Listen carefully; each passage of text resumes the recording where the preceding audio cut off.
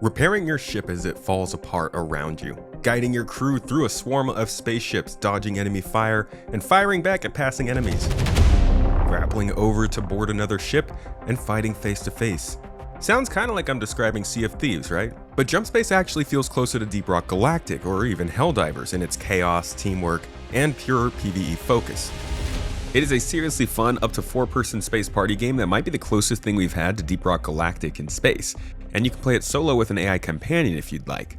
From grappling between starships to engineering your ship for maximum efficiency, to landing at outposts and space stations and tackling FPS objectives with your friends, to just, grabbing a slice of pizza between missions.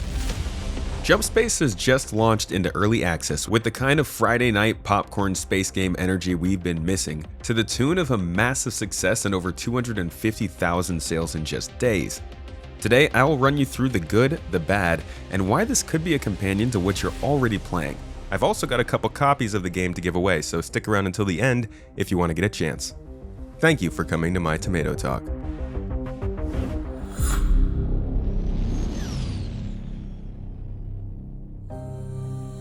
Here on the channel, we highly value the ability to run in and out of your spaceship mid-flight. This is a big one. It's a huge draw to Star Citizen, it's a staple of a few other games in the genre, and in No Man's Sky, it's just brought a lot of people back to the game. JumpSpace offers the experience in a much more fast hop-in, hop-out, and exciting setting.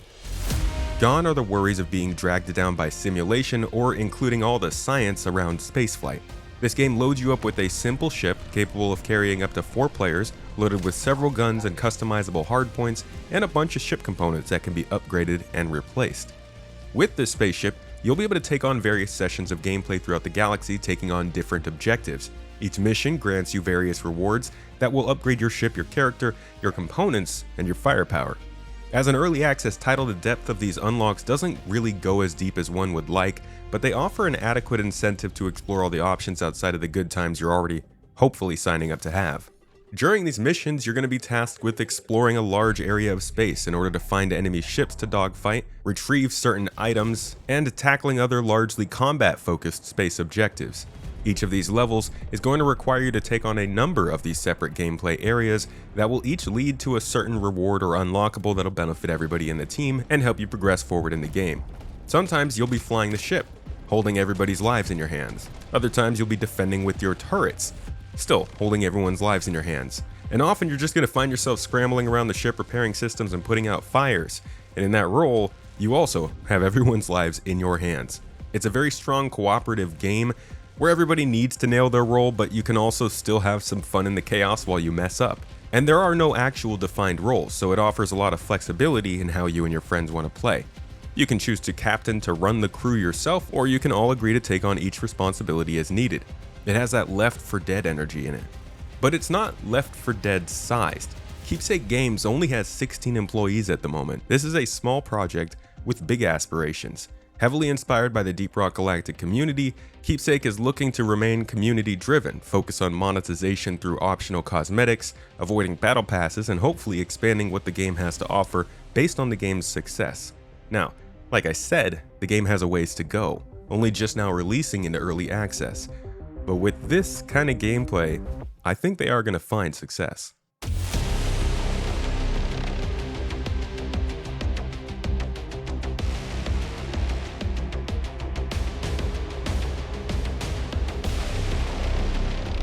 Now, while Deep Rock Galactic plays with light in combination with grapples, which I am obsessed with by the way, JumpSpace makes jetpacks and gravity the wild card.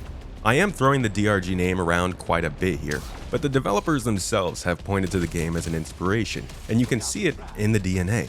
Obviously, getting into situations of your own making and fighting off swarms of enemies while you battle with 3 friends and the game's mechanics is not a unique take in gaming, but it is a pretty strong similarity, and it's the core of either of these games. Things getting absolutely hectic is built into the DNA of these group-based roguelites, but the gameplay mechanics are what really decide how good it feels to play. Trying to keep your ship systems adequately powered in a battle while running around the outside of the ship, fighting off enemy borders, plugging radiation leaks, grappling over to the enemy ship to blow it up from the inside. It's all not something you just grab a controller and do. But it is the kind of thing that JumpSpace wants you to try and do. and as you keep going, you'll get better at it, and you and your friends can combine strategies and strengths to make some pretty good times in this game. It does take time to figure it all out and get the flow and understand what part of it you enjoy most. Because maybe you don't like ship systems and crunchy engineering and you just want to join in on the FPS missions when you guys land at different locations and go in guns blazing. To be honest, when picking characters in DRG, I almost never played with anybody but the little grapple hook character.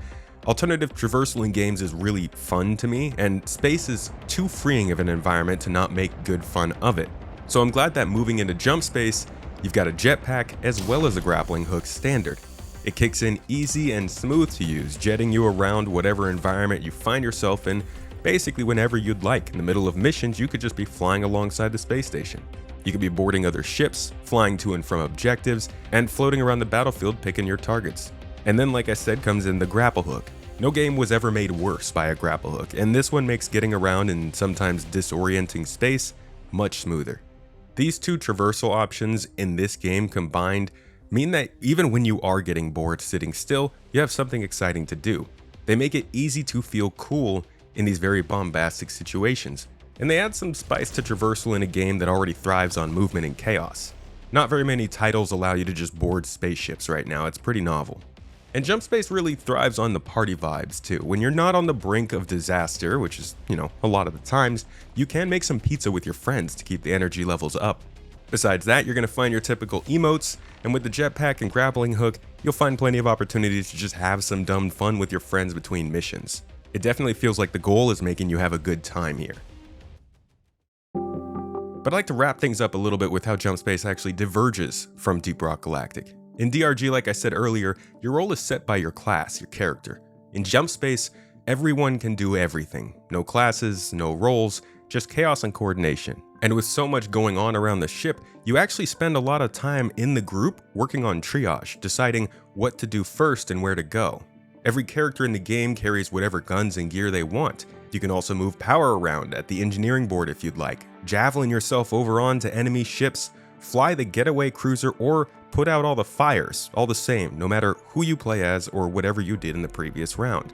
I think this will make the game feel more intuitive as long as they can keep the basics basic. They've already talked about possibly adding a more advanced optional flight model, more FPS weapons and tweaks, and some deeper missions going forward. When it comes to engineering, it doesn't currently require a guide to understand, but who knows where it goes as players look for more specialized gameplay. As of now, there are no roles and no plans for future ones, so you'll be able to freely explore the gameplay on offer.